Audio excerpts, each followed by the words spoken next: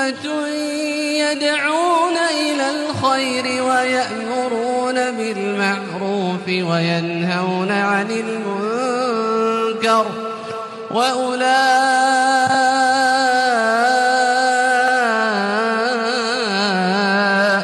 هُمُ الْمُفْلِحُونَ. وَإِذَا سَأَلَكَ عِبَادِي عَنِّي فَإِنِّي قَرِيبٌ أُجِيبُ دَعْوَةَ الدَّاعِ إِذَا دَعَانِ. అస్సలాము అలైకుం వరహ్మతుల్లాహి వబరకాతు. రండి దువాలు నేర్చుకుందాం.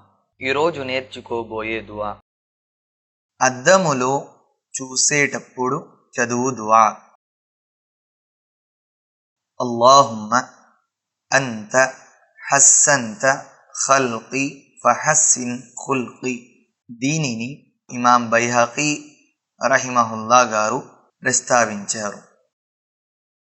భావము: ఓ అల్లాహ్, నీవు నన్ను ఉత్తమ రూపునిగా సృష్టించినట్లే నా గుణాలను కూడా ఉత్తమముగా మలచుము. దుస్తులు ధరించేటప్పుడు చదువు దువా.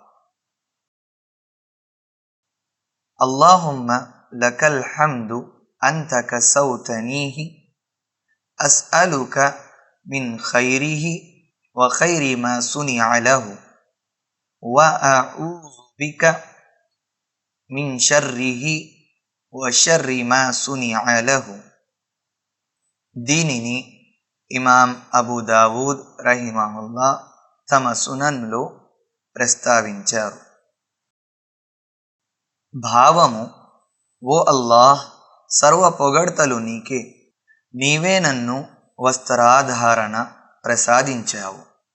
వాటిలో ఉన్న మంచిని, ఏ మంచి ఉద్దేశముతో అవి రూపొందించబడ్డాయో వాటిని నేను కోరుతున్నాను. వాటిలో ఉన్న చెడు నుండి ఏదైనా చెడు ఉద్దేశంతో రూపొందించబడి ఉంటే వాటి నుండి నేను నీ శరణు కోరుతున్నాను.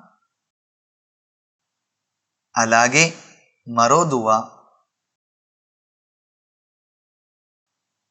అల్హమ్దులిల్లాహిల్లజీ కసాని హాజా వరజకనీహి మిన్ గైరి హౌలిన్ మిన్నీ వలా కువ్వతిన్. దీనిని ఇమాం తిర్మిజీ మరియు ఇబ్నె మాజా రహిమహుముల్లా తమ సునన్లో ప్రస్తావించారు. భావము: సర్వ పొగడ్తలు ఆ అల్లాహ్కే. ఎవరైతే నన్ను ఈ వస్త్రాన్ని ధరింపచేశాడు, ఎటువంటి శ్రమ మరియు భారము లేకుండా.